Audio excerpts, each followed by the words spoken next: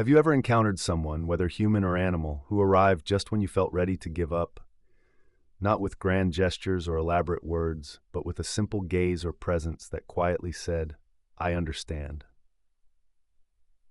Marjgerie Lane found herself in such a moment at the age of 58, after she had experienced the heartbreaking loss of two people she loved dearly in the same year. She wasn't searching for answers or companionship. She just craved silence. However, sometimes even in our quietest moments, something unexpected can enter our lives. It was a stormy night, with wind howling and rain pouring, when a broken cat emerged from the trees and stepped into Marjgerie's life. Alongside the cat was a tiny, trembling owl chick, too small to take flight and too quiet to make a sound. What followed was not just a story of survival. It became something deeper and more meaningful. This narrative isn't about a typical rescue. Instead, it's a reflection on instinct, grief, and the connection among three unlikely companions: one woman, one cat, and one owl. Together they showed each other how to remain present even when every instinct urged them to flee. In a world that often forgets to slow down, they reminded one another of what it means to trust, heal, and belong. Their journey began not with hope but with a cry in the rain. Nestled just beyond the Appalachian foothills stood an old cedar house. Its peeling shutters and creaking porch, even when empty, offered a sense of solitude. For most, it might have seemed like a neglected piece of family history, but for Marjgerie Lane, it had become a sanctuary where she didn't feel the need to pretend. Once belonging to her grandmother, the house had stood empty for years, fading in memory, until the funerals changed everything. First, her husband of 34 years, Michael, was suddenly taken by a heart attack on a warm spring morning. Only months later, her mother, her closest confidant, was lost to a stroke before Marjgerie could even reach for the phone. These losses didn't feel like separate moments. They washed over her like storm waves, quick, overwhelming, and brutal. After the last casserole dish had been returned by a well-meaning neighbor, after the sympathy cards had dwindled and her grown children returned to their busy lives across the country, silence enveloped her like winter. She began to withdraw, avoiding phone calls and the news. Some days she stayed in bed until darkness fell. Though she was still alive, something crucial inside her had grown painfully still. That was when the image of the house came back to her mind. That old cedar house awaited her, quietly promising a space where she could begin to find herself again. In a quiet part of Burke County, North Carolina, surrounded by tall pines and a thick layer of moss, there was a sense of retreat. Here, the absence of Wi-Fi and cell service came with the freedom to simply be. It was a place where Marjorie could escape from the complexities of life. So she packed 3 boxes, told just her oldest daughter about her plans, who understandably urged her to think again, and set off on a 4-hour drive to a house that felt familiar yet distant. Upon her arrival, the house didn't welcome her with warmth. Instead, it seemed frozen in time. Dust collected on every surface, mice had taken up residence in the pantry, and the furnace grumbled like an aging man reluctant to wake. Still, this place felt different from the townhome she had shared with Michael, where every corner reminded her of her losses. In the stillness of the house, she found a semblance of safety, but it soon morphed into something less defined. Marjorie never labeled her feelings as depression, though many would recognize it easily. It was more like a low, persistent fog that blurred the edges of her existence. She wasn't necessarily sad. Rather, she felt empty, disconnected from her emotions and unable to care. Meals became optional, and days transformed into evenings without notice. Occasionally, she found herself standing barefoot on the porch, pondering how far she might walk into the woods to escape. Interestingly, a small routine kept her somewhat grounded. Each night, she would reach into her suitcase for a silver locket that had belonged to her mother, a piece of jewelry her mother had worn for 50 years. Inside it held a photo of young Marjorie, grinning with her chipped teeth. Though she couldn't wear it because the clasp was broken, she placed it gently on the windowsill beside her bed. It became the last thing she focused on before falling asleep. Sometimes, during strong winds that shook the house, she'd whisper softly to the locket, "Still here, Mama." It wasn't exactly a prayer, but it felt significant. In that isolated space, the days seemed to stretch thin like old yarn, lacking in purpose. Marjorie picked up books, but the words never lingered in her mind. She tried keeping a journal. Most pages remained blank with only dates scribbled at the top. Occasionally she ventured into the woods, but the trees felt foreign, and the bird songs broke her silence in an unwelcome way. Then one afternoon, the rain began. It started softly tapping on the tin roof. What began as a gentle sound soon escalated into a full-blown mountain storm by nightfall, with thunder rumbling through the air, wrapping her in its embrace. As Marjorie settled in for the evening, she prepared a pot of tea and wrapped herself in an old flannel blanket. Lighting the fireplace for the first time in weeks brought a moment of warmth and comfort. For a few fleeting minutes, it felt almost cozy, as if she were simply pausing rather than feeling lost. Then she heard it, a sound so faint at first that she mistook it for the wind. But it returned, high-pitched and almost childlike. It puzzled her. Nothing lived out here, or at least that's what she believed. Yet the sound persisted. It wasn't the mournful howl of a coyote or the low growl of a bear. It was something fragile, something small. Standing at the back door with her mug still warm in her hands, Marjorie listened to the storm, noting how the cry wove through it. Despite feeling drained, she was drawn to move. Perhaps it was the reminder of her own voice, one she hadn't used in a while, or the part of her that still yearned to feel needed. She grabbed a flashlight, pulled on Michael's old raincoat, and stepped into the dark. It wasn't a bold moment, it wasn't hope. It was simply the instinct to move after sitting still for too long. That night would be pivotal, not through sudden transformation, but through gradual awakening, like the slow path of healing. It wasn't about triumph, but about paying attention and the willingness to walk into the rain for something she didn't yet comprehend. Sometimes the first step out of grief doesn't lead into the light. It leads into a storm. On that stormy night at the edge of the garden, where the pines met the field, Marjorie encountered two creatures who couldn't speak, but held their own messages. A cat nursing its wounded pride and an owl too young to fly. Their quiet presence would soon express more than she had felt since her world fell apart. The rain that night didn't just fall. It crafted stories into the soil, whispered to the trees, urging them to bend as if they were listening. Thunder rolled softly through the Appalachian hills, not with fury, but with a weight that reminded her of the world's age and strength, far beyond her own. Marjorie had always been cautious by nature. As a teacher, she believed in rules. As a wife, she held on to routine, and as a widow, she discovered that some things, like grief, couldn't be tamed or rationalized. When she heard the cry again, sharper this time and piercing above the howling wind, her instinct wasn't curiosity. Instead, it was resistance. Perhaps it was just the wind. As she stood in the kitchen, Marjorie felt a strange pull. It could have been the wind outside, or maybe a raccoon, a fox, or even a stray dog. But when she heard that sound again, a soft, pleading noise, it stirred something inside her. It was a fragile sound, as if something small was desperately trying not to vanish into the dark. In her socks, Marjorie hesitated, gripping a flashlight that had gathered dust for months. She glanced at the warm fireplace and then at a locket resting on the windowsill.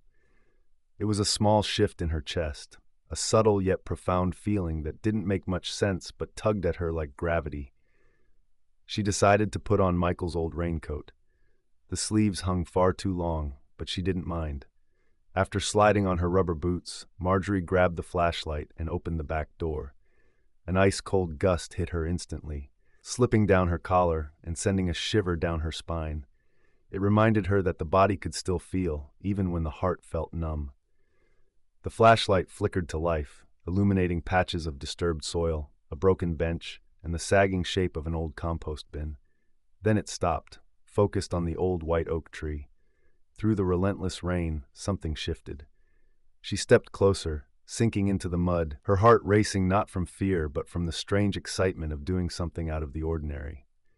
Crouching low, the beam of light revealed a small, soaked cat with brown stripes, trembling and clinging to a fragile frame. Its back leg was awkwardly tucked, most likely injured. But what truly struck Marjorie was not just the presence of the cat in her garden. It was what the cat was protecting.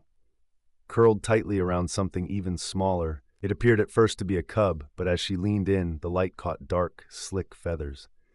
It was an owl chick, its wings limp and matted against its body, its wide eyes fixed on Marjorie, filled with fear. Surprisingly, the cat did not exhibit any aggressive behavior. It didn't growl or bare its teeth. Instead, it simply stared at her. Its amber eyes conveyed something unexpected: permission. For a moment, Marjorie froze. Every logical argument in her mind warned her to be cautious. Wild animals were not meant to be helped. There were professionals for that.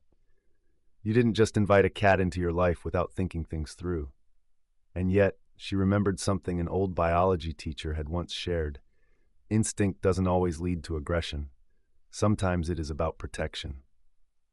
This situation was a perfect example.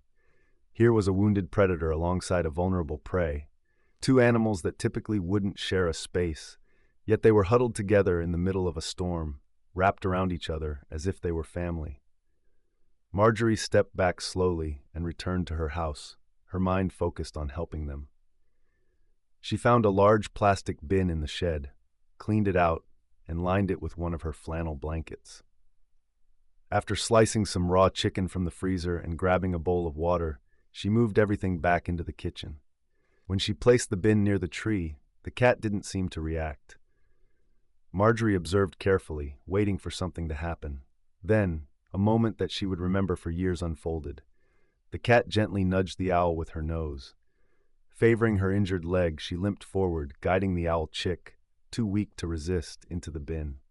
Surprisingly, the cat climbed in beside him, curling her body around him to shield him from the wind. The message was clear: no matter what happened, they were not to be separated. Kneeling down, Marjorie lifted the bin, and she was struck by its weight, not just physically, but emotionally. She carried them back to the shed, lit the old cast-iron stove, and closed the door, welcoming the warmth that quickly filled the space. She placed the bin near the fire, added food and water, and settled quietly on the wooden floor, uncertain of what to do next. That night, sleep eluded Marjorie as she sat in the living room, scrolling through articles on her phone, trying to catch a flicker of signal by holding the charger up to the window. Most of what she read told her this pairing was unusual. Cats are known to be solitary and territorial, capable of hunting birds much larger than owls. Likewise, owls typically don't bond with mammals. It was clear that their relationship was biologically improbable, but then again, this entire year had brought so many unexpected events for Marjorie.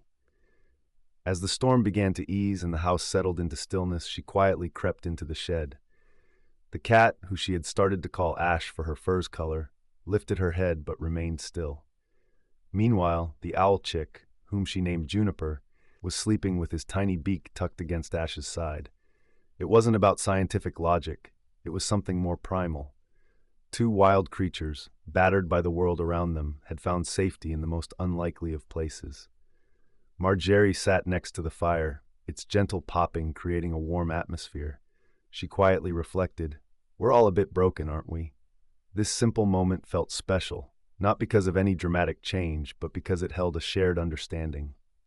Surprisingly, that cry in the rain hadn't only affected two wild animals. It had also drawn her back to herself. What followed was a journey of learning, which included mistakes and small triumphs based on trust. In the coming days, Marjgerie found herself engaging in tasks she never expected. She mixed formulas for owls, researched cat behavior, and even started building a garden meant for both beauty and shelter. But before these endeavors took shape, she experienced a more straightforward beginning. The days that unfolded weren't cinematic. They were quiet, unremarkable, and oddly exhausting.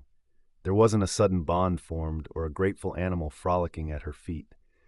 Instead, there was waiting, observing, and simply being together in a space filled with questions.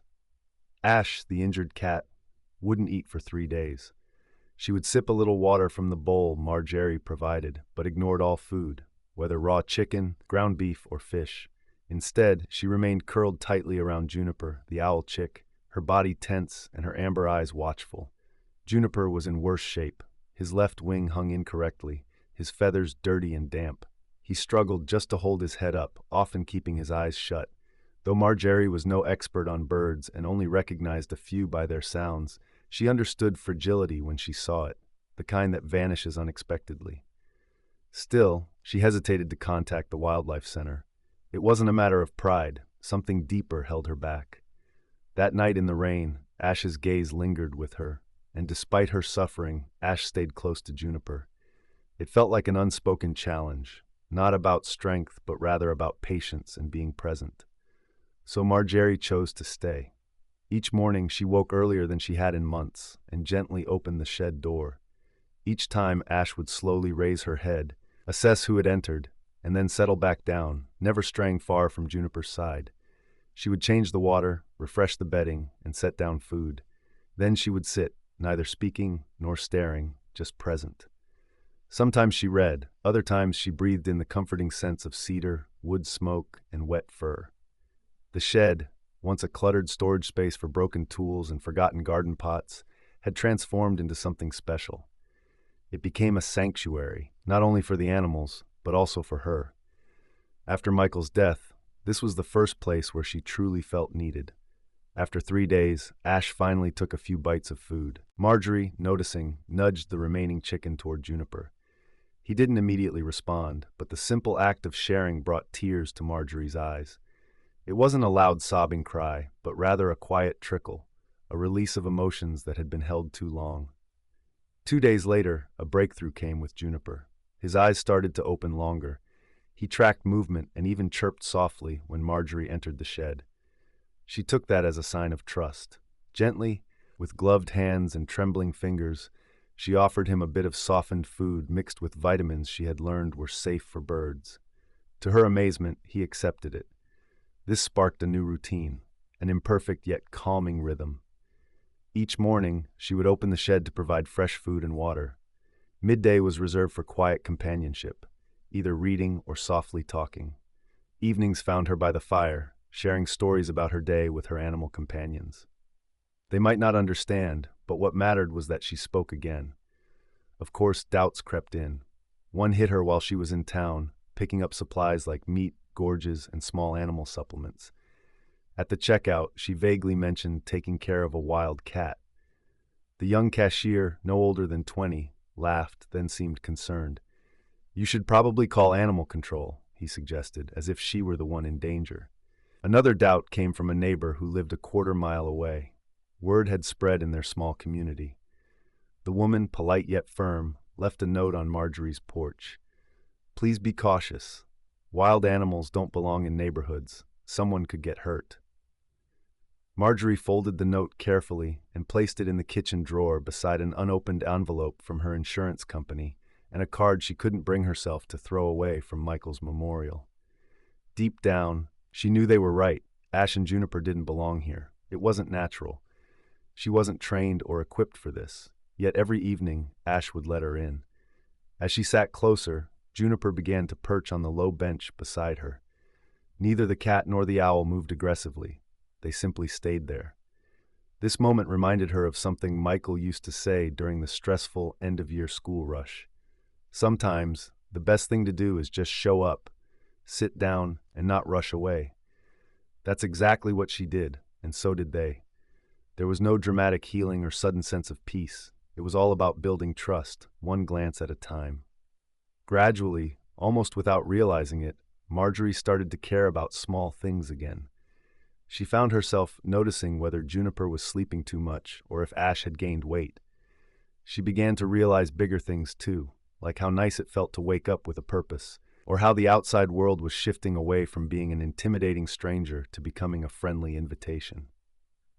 The way the morning sun filtered through the trees caught her attention.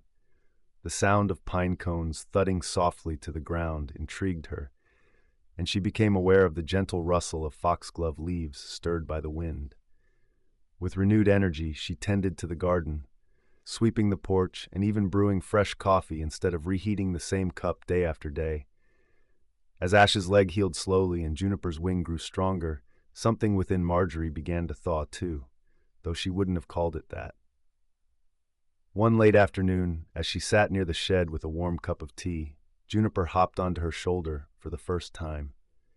He felt light as a feather, yet the emotional weight of the moment nearly overwhelmed her. Ash watched quietly from her corner, calm and still. In that moment, everything shifted. Marjorie was no longer just the caretaker. She became part of their circle, equal and present. It struck her then that perhaps this unusual arrangement was less about saving animals and more about learning how to simply stay. Not to fix things or force solutions, but to remain.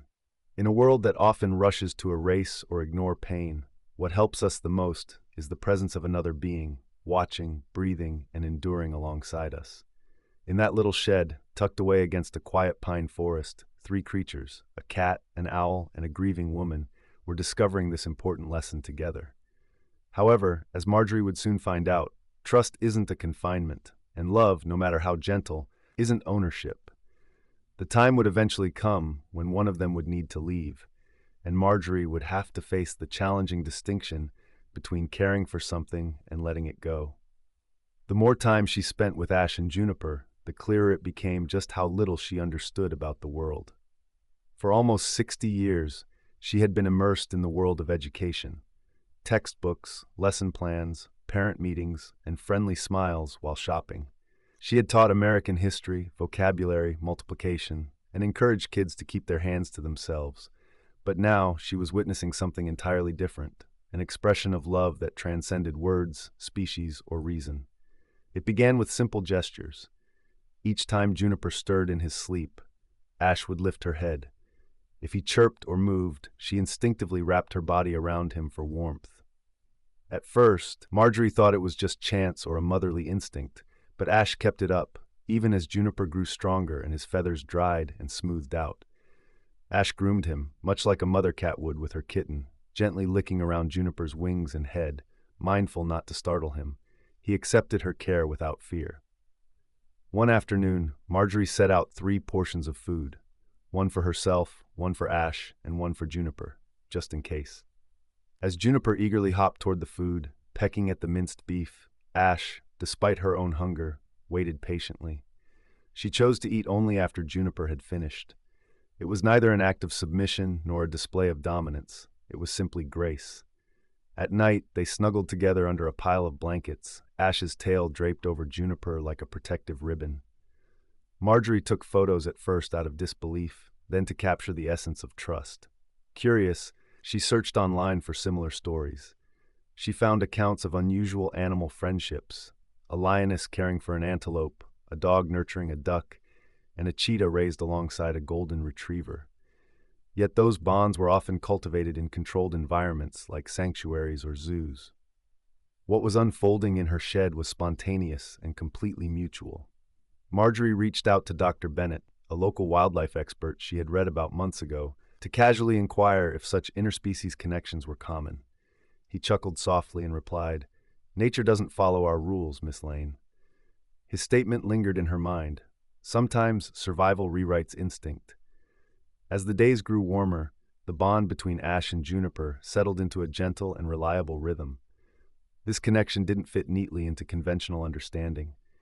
Here was a wild predator entwined with a vulnerable prey animal, a relationship that, if explained, would likely leave most people puzzled.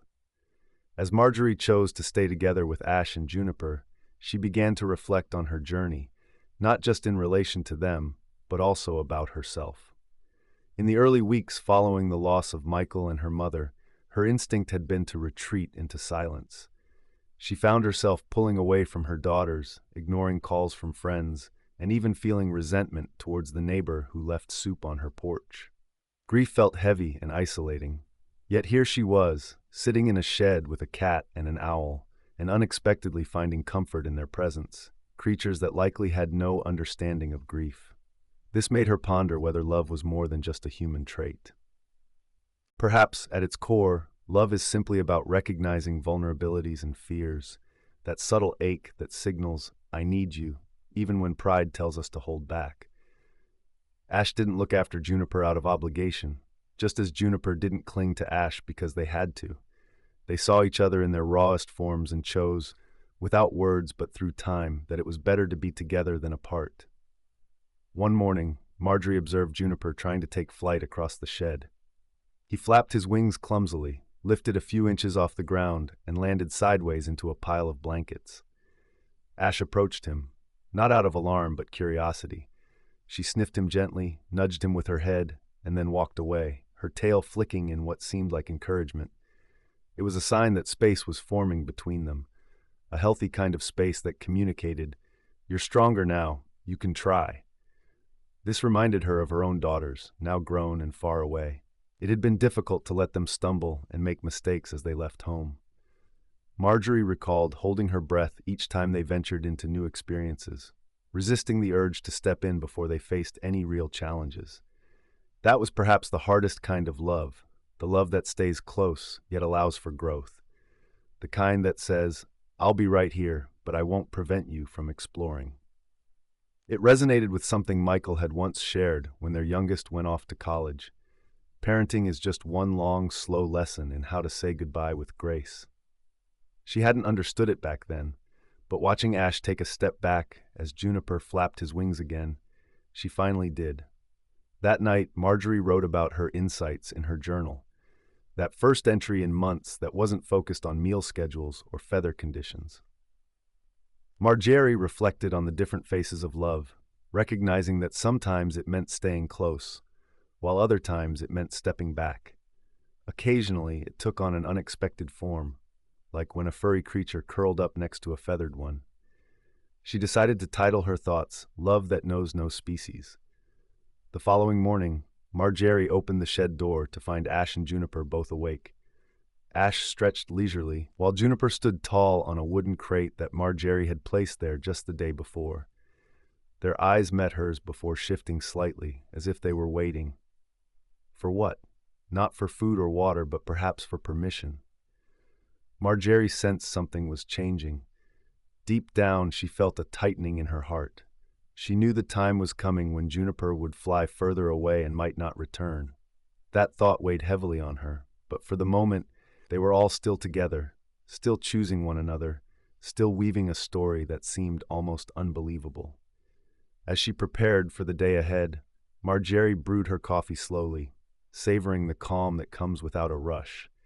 She pulled on her knit shawl, which still held a hint of cedar smoke, and stepped into the soft morning light. The shed was already lively when she arrived. Ash was lounging comfortably, eyes half closed in contentment, while Juniper perched on the windowsill, his wings slightly spread to soak up the pale sunlight. Yet something felt different. Juniper seemed alert in a way that caught her attention. His gaze shot upward toward the tall white oak outside, where something moved. A low hoot echoed through the air, both familiar and new. Marjorie tilted her head and saw another owl, slightly larger, perched high on a branch. Its feathers were the color of dusk, with sharp and curious eyes. The newcomer remained still, as did Juniper, but the tension in the air was palpable. Ash noticed too. She rose and walked toward the shed door, her gaze darting between Juniper and the visitor. There was no tension, no sense of worry, only observation and acceptance.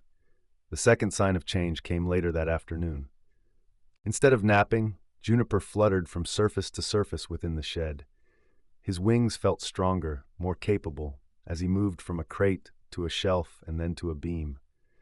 At one point, he flew to the garden fence, where he perched for nearly half an hour, simply staring into the woods. Marjgerie watched quietly from the porch, intrigued by the unfolding events. Little did she know that the journey ahead would require not just the strength to love, but also the courage to let go. As she held her mug, a familiar tightness settled in her chest. It wasn't panic or fear, but a quiet awareness that something was about to change that night. Juniper didn't return to the shed. Ash first paced quietly, then lay down by the door and waited. Marjorie sat beside her, feeling a mix of pride and sadness. She tried to reassure herself, thinking maybe he was just out late, or perhaps he'd made a friend. But by midnight, he was still gone. And it wasn't just the absence that hurt. It was the silence. This silence replaced all the small sounds Juniper used to make, the soft rustling, the blinking eyes, the gentle fluffs of feathers. Ash set her head down on her paws, like a mother watching her child leave the nest. Marjorie struggled to sleep, her mind racing with worry. What if something happened? What if he was lost? Had she done enough to prepare him? Then came the worst thought of all. a whisper that felt like a sharp blade. What if he doesn't come back? She hadn't realized how tightly she was holding on to the idea that this little strange family she had created, a true miracle of connection, would be the same forever. It seemed unimaginable to picture a future where they would choose to leave. The next morning, Marjorie stood at the edge of the garden, wrapped in her shawl, gazing at the empty white oak. The branch where Juniper usually perched was bare. She softly called his name, knowing it was more for her comfort than for his. There was no response.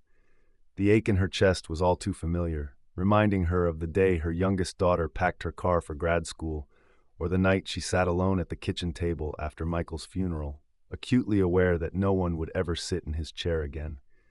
Loss followed a pattern, and this one, though smaller, pressed just as deeply.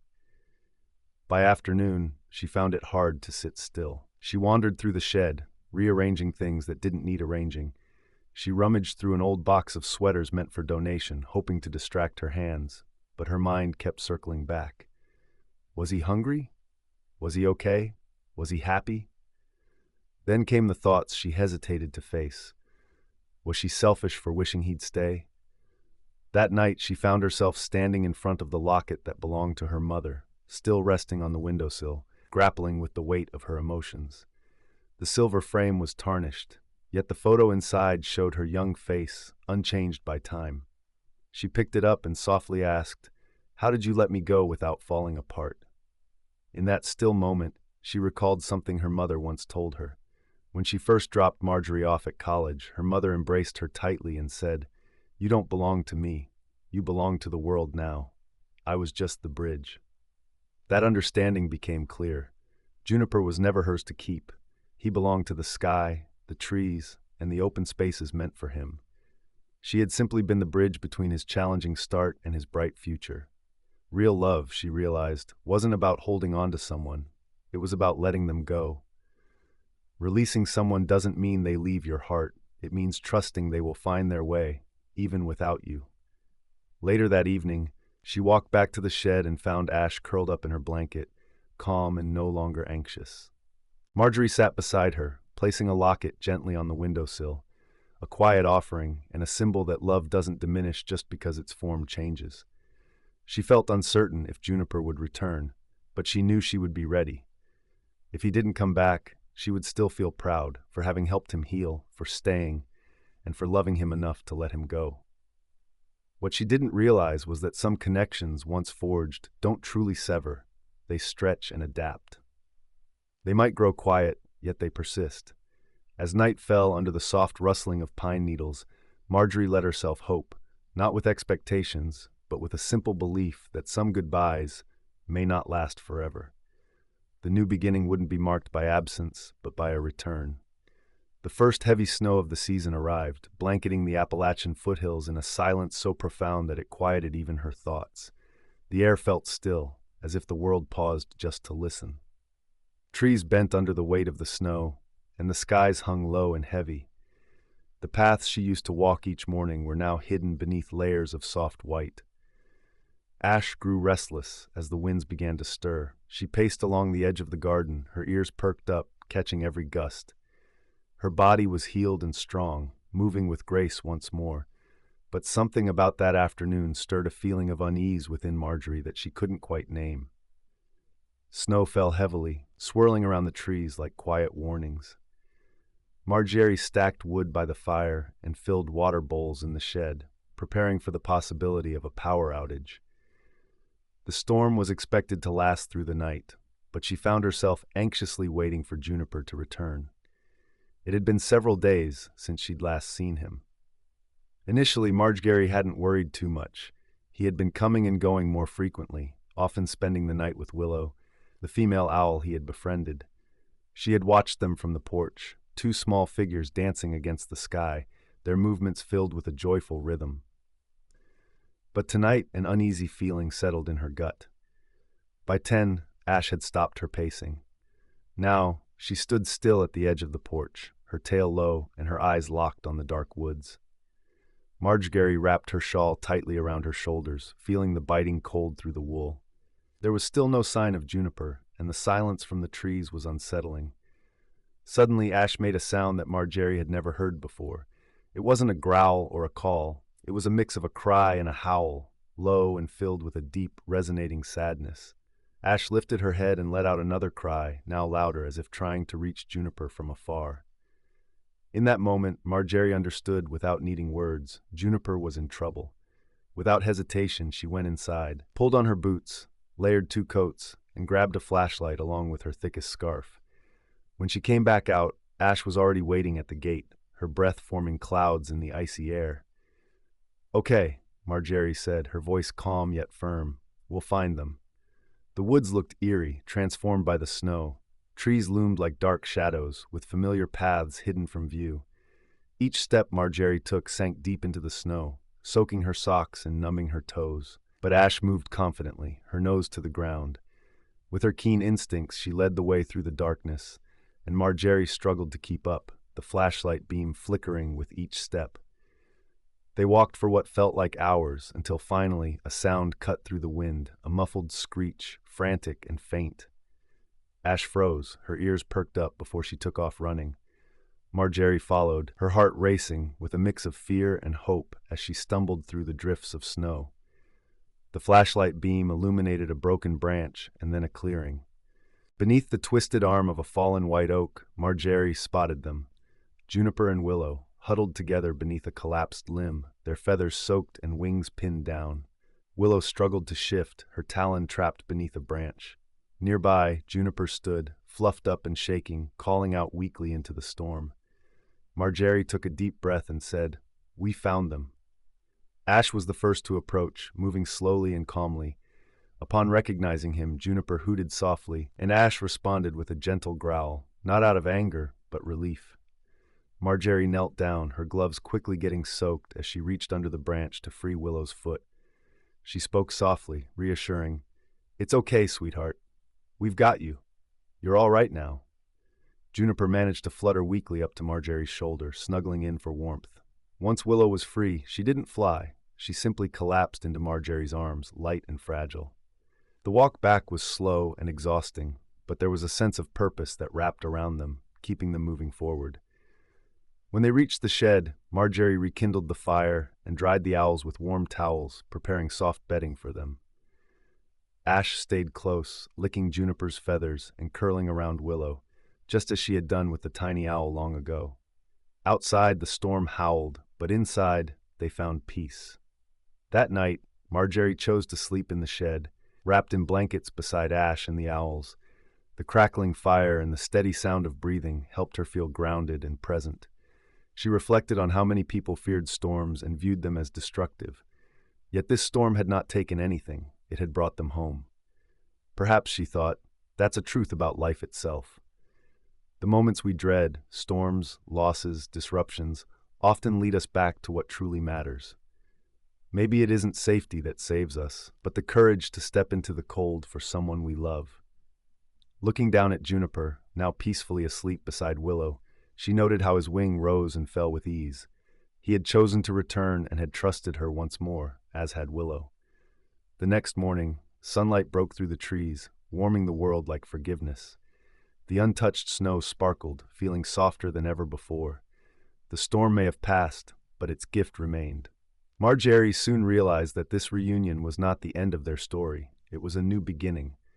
She would strive to offer these creatures not just safety, but a life worth living. With the help of a stranger who would become a friend, she planned to create the space they truly deserved. When Marjgerie decided to write about Ash and Juniper, she wasn't aiming for bravery or seeking fame. Instead, she felt a deep need to anchor herself, especially after a long winter.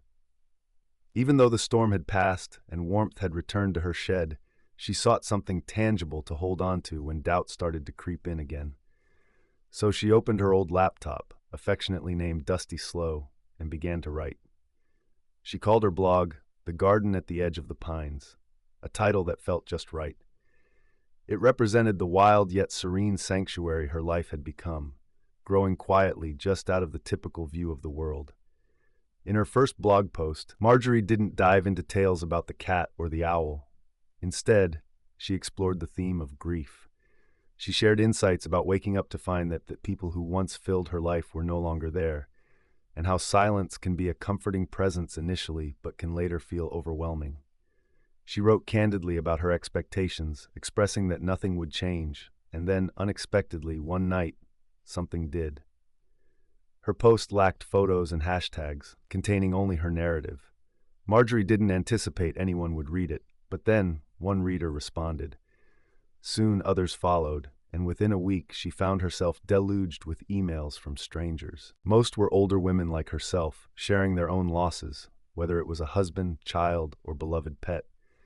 Many expressed a sense of relief, saying things like, "I thought I was the only one who felt this way." One particular note from a woman in Montana struck Marjorie deeply. "I haven't been outside since my husband passed 2 years ago, but yesterday I stepped into my garden again. Thank you." Marjorie was taken aback. She had no idea so many people were carrying similar silent grief, just waiting for someone to voice it. Inspired, she wrote again, this time including photos, one of Ash nestled beside Juniper, and another of Willow perched on a branch of the white oak, the snowy shed behind them aglow in the winter sun. She expressed what it felt like to connect with the wild, to sit in the silence and listen until the world began to whisper back. As more letters arrived, some in her email, and others handwritten, addressed to the garden lady in Burke County, Marjorie felt a deepening connection. A woman from Oregon sent her a beautiful drawing of Ash and Juniper surrounded by wildflowers. A retired teacher from Maine mailed a small wooden carving of an owl etched with the words, "Still here." At that moment, Marjorie understood that this story was no longer just hers. It had transformed into something larger, shared amongst many. A gentle thread connects the lives of strangers, reminding them that they are not alone in their sorrow or hope. One day, a local journalist came across a heartfelt blog post, having received it from her mother with a simple recommendation. "You need to read this." The reporter arrived one crisp spring morning, equipped with her camera and notebook, expecting to write a quirky piece. However, as she watched Ash stretch in the sunlight and Juniper gently nudge Willow before taking flight, her perspective shifted. "This isn't just a story," she whispered to Marjorie after an hour. "This is a living poem." The resulting article, published in the Sunday edition, carried the headline, "Widow Cat and Two Owls Build a Sanctuary of Healing in the North Carolina Hills." Accompanied by soft, grainy photographs, it depicted an unexpected friendship, quiet resilience, and a connection that spoke volumes without needing explanation. Shortly after, there was a gentle knock at Marjorie's door. It was Dr. Bennett, who had read the article. Rather than scold her for caring for wild animals without permission, he asked if he could meet them.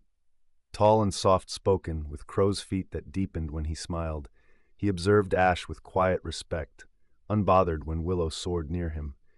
After half an hour spent in silence, he finally spoke, saying, "I've worked in wildlife conservation for over 20 years, but I've never seen anything like this, neither in the wild nor in rehab centers. This is different."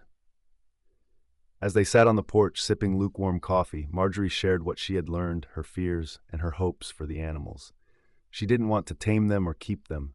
She simply wanted to honor their story. Dr. Bennett understood her perspective and assisted her in applying for special wildlife stewardship permits.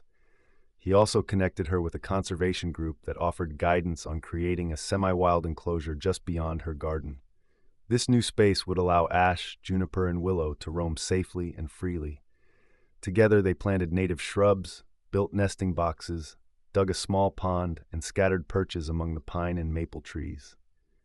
It wasn't a zoo or a cage, it was an invitation. Volunteers joined in, inspired by Marjorie's blog. Some brought tools, while others came with tea and kind spirits. A retired nurse constructed a feeding station, and a quiet, shy teenage boy installed a solar-powered camera system so that Marjorie could monitor the unique little sanctuary they were building together. Animals move in their own rhythms, and through it all, Ash remained a steady presence. Juniper and Willow would come and go with the changing seasons, but they always returned. The garden transformed. It became more than just a space. It became home. One evening, as twilight painted the trees with golden hues, Marjorie sat in the grass with a notebook in her lap. She reflected on her thoughts. The most surprising thing isn't just that a cat and an owl chose to trust each other, but that they chose to trust me too. I wasn't ready, and I wasn't healed, yet they didn't need me to be perfect. They simply needed me to stay. In staying, I discovered something I hadn't felt in a long time. I felt useful, and more importantly, alive. As the wind picked up, Juniper let out a gentle call from above. Ash lifted her head, and Willow joined them. For that moment, the garden was alive again, filled not just with creatures, but with meaning. However, even this beautiful chapter wasn't the end. After all, love has a way of growing when nurtured with care. One spring morning, Ash would introduce someone new into the garden, someone small with eyes just like hers. It was April, just as the dogwoods began to bloom. That morning, Marjorie knelt over the herb bed, her gloved hands deep in soil as she softly hummed to herself. Gardening was a new venture for her, but with Ash and Juniper beside her, it began to feel natural and necessary. Every mint leaf and sprig of thyme reminded her how life returns even after harsh winters. While planting lavender, Marjorie heard a soft sound behind her, an almost breath-like chuff. Turning slowly, she saw Ash at the edge of the enclosure, half in shadow and half in sunlight. But Ash wasn't alone. Nestled beside her, partly hidden behind strong legs and a twitching tail, was a tiny creature no larger than a house cat. It had tufted ears and cautious amber eyes, a paler version of Ash's own. Marjorie froze, not from fear, but in awe. She had suspected something might happen when Ash disappeared for a few days in early March, returning leaner and quieter. Now, standing before her was proof that trust can lead to something new. Ash didn't approach. She simply looked at Marjorie and gently nudged the cub forward. The little one took a few tentative steps, sniffing the air, then darted back to hide behind its mother's legs. That brief encounter was enough. Marjorie dropped to her knees, her heart brimming with emotion. Ash had brought her child into the garden, a beautiful symbol of trust and new beginnings.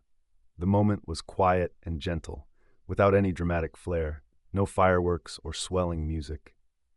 It was simply the soft morning light, the cool earth under Marjorie's knees, and a deep sense of something special taking shape. Over the following days, the cub, whom Marjorie named Clover, grew more adventurous. She would make appearances in the early mornings or late afternoons, pouncing on shadows and stumbling over her own feet, always within view of Ash, Juniper, and Willow, who observed from the trees. Their calm presence seemed to calm everything around them. The entire garden started to feel different, as if it were leaning in, holding its breath for this new chapter. It transformed into a sanctuary, not just for animals, but for unspoken truths looking for a place to settle. Inspired, Marjorie began to write more often. This time, her focus shifted not just to healing from grief, but also to creating something meaningful beyond it. She wrote about the sturdy fence posts that she and the volunteers had reinforced before the winter storms, about the hand-carved perch her neighbor gifted them, and about Clover, who once chased a falling leaf with such wild joy that Marjorie couldn't help but laugh, surprised by the sound of her own voice. As her blog gained traction, she received invitations to speak at local events, from nature centers to wildlife rehabilitation conferences.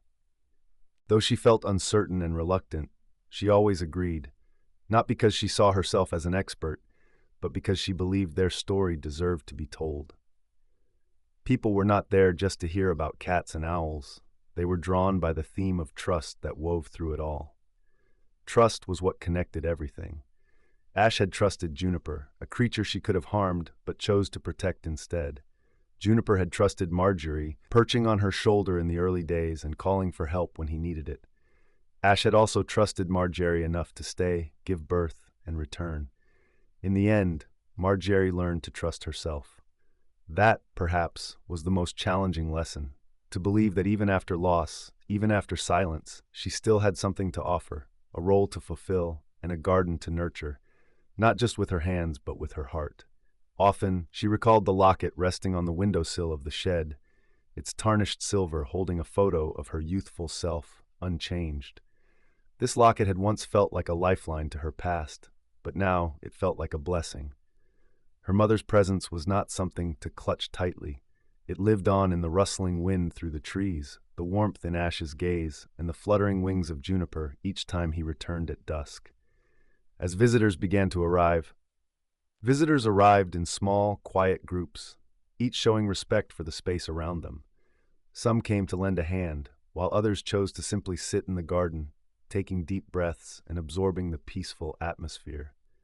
One woman in her 70s brought along a sketchbook and spent the entire afternoon capturing the delicate clover as it tumbled through the grass.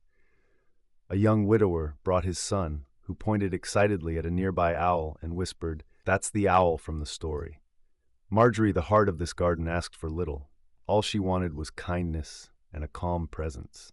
The garden thrived on this quiet reverence. It didn't need loud voices or commotion. The lesson here was beautifully simple. We don't have to fully understand love for it to exist. No shared language is required, nor must we belong to the same species or find the perfect moment. Sometimes love is just about showing up, being present, and knowing when to let go and return. As the days went by, the clover grew stronger and more courageous. One morning, Marjorie watched it leap from one boulder to another, its joy so contagious that it brought a sweet ache to her heart. Ash, the faithful companion, observed nearby, calm and alert but allowing space. This balance of togetherness and freedom was something Marjorie had worked hard to understand, and now it unfolded beautifully before her eyes. One evening, after the garden had fallen silent, Marjorie sat alone on the porch. The sun cast long shadows on the ground, and the gentle hooting of juniper added to the tranquility. Willow flitted to a higher branch, while Ash lay comfortably beneath the white oak. Clover nestled against Marjorie, who inhaled the scents of pine, warm earth, and blooming flowers.